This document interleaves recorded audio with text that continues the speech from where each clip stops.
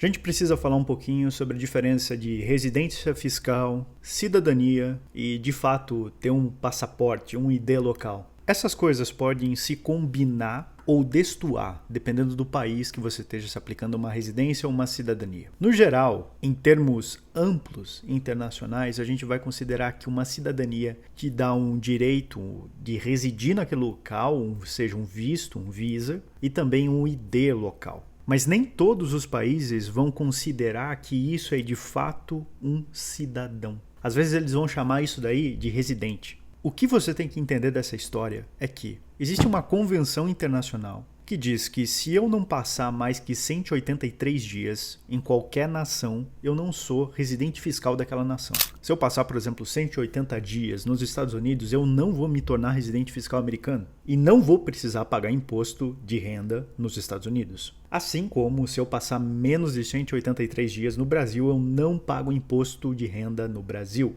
No entanto, eu pago imposto sobre o consumo naquele local. Tendo em mente isso, se eu não resido mais que 180 dias, 183 dias em qualquer país do mundo, eu não sou residente fiscal de nenhum deles e não pago imposto de renda em nenhum deles.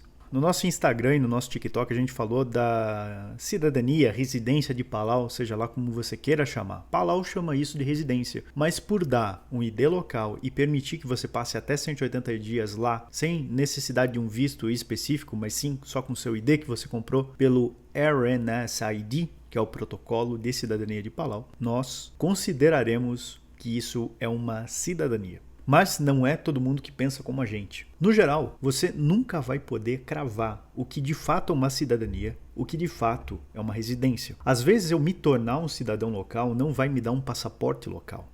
O passaporte vai depender que eu, além disso, me torne também um residente fiscal por determinado tempo. Alguns países vão permitir que no momento que eu me torne um cidadão, eu também tenha direito a passaporte e todos os direitos legais. Mas não necessariamente vão me dar direito a voto, por exemplo.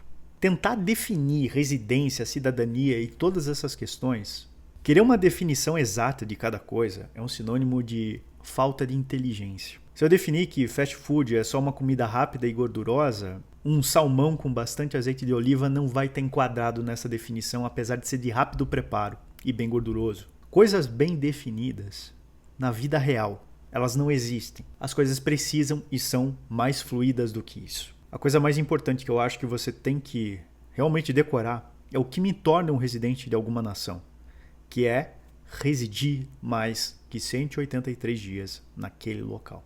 Existem residências melhores do que as outras? Obviamente, tem residências que não vão, residências fiscais, por exemplo, que não vão te tributar globalmente, vão ser países land tax, como é o caso do Panamá, como é o caso do Paraguai.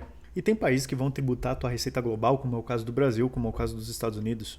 Tem, obviamente, lugares melhores para se viver do que outros. Só que, por exemplo, uma cidadania italiana é muito bom, vai te dar acesso a muita coisa. Uma cidadania espanhola também vai te dar acesso a muita coisa. Só que o que interessa, tanto da Itália quanto da Espanha, é o passaporte. Todo o resto é dispensável. É a mesma coisa do pessoal que acredita que existe uma melhor legislação offshore. Qual que é o melhor país para se estabelecer uma empresa? Isso não existe. Existe um melhor país para a tua empresa. Existe uma melhor residência para a tua pessoa, para os teus planos de vida. E isso nem sempre vai estar perfeitamente definido num pacotinho. Tudo tem que ser personalizado e pensado para o teu caso específico. Se você precisa de uma consulta para tratar disso, tem um link aqui abaixo. Também estou deixando o link aqui abaixo do Ripples Hub, onde é uma comunidade onde a gente está toda semana falando sobre assuntos como esse. Se você quiser constituir uma empresa offshore conosco, também estou deixando um link aqui abaixo desse vídeo e estou deixando também o link da Oxygen Exchange, a nossa corretora de criptomoedas. Um abraço e até semana que vem.